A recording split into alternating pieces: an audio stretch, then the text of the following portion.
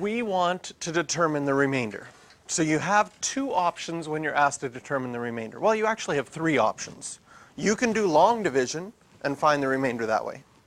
You can use synthetic division and find the remainder that way. Or you can use the remainder theorem and find the remainder that way.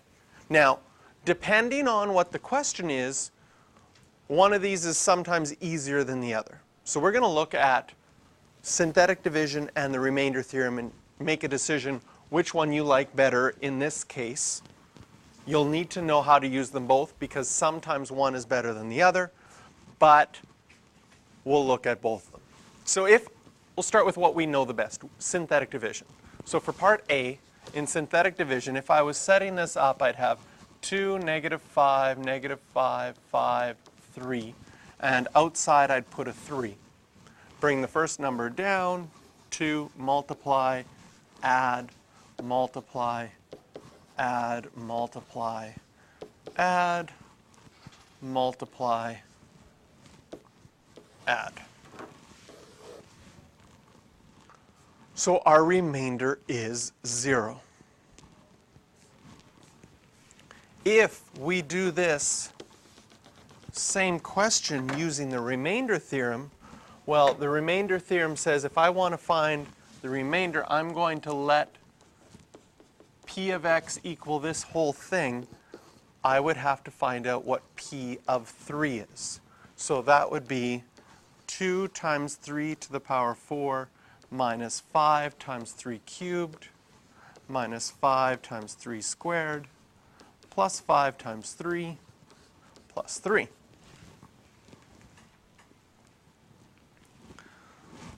Three to the power 4 is 3 times 3 times 3 times 3. That's 81. 81 times 2, 162. 3 cubed is 27. 27 times 5 minus 135. 3 squared is 9 times 5 minus 45 plus 15 plus 3.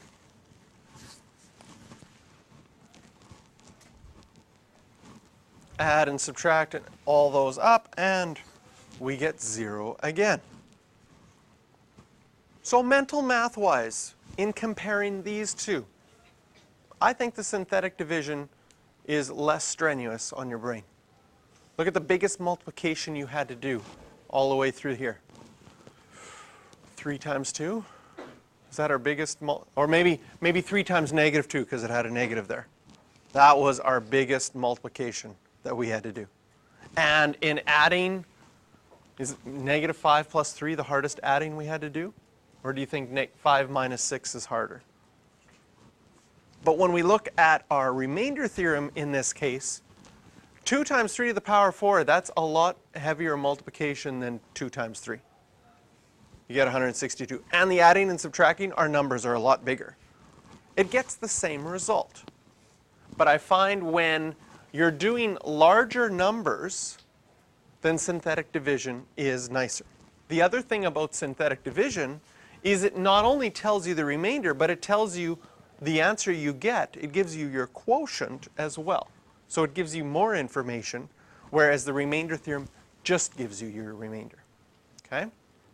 So for part B, when you're dividing by x plus 2, I would probably go to synthetic division for that one as well.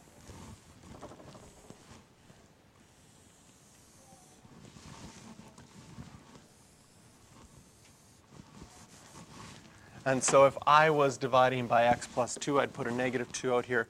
Bring my 2 down, multiply, -4, add, multiply, add, multiply, add.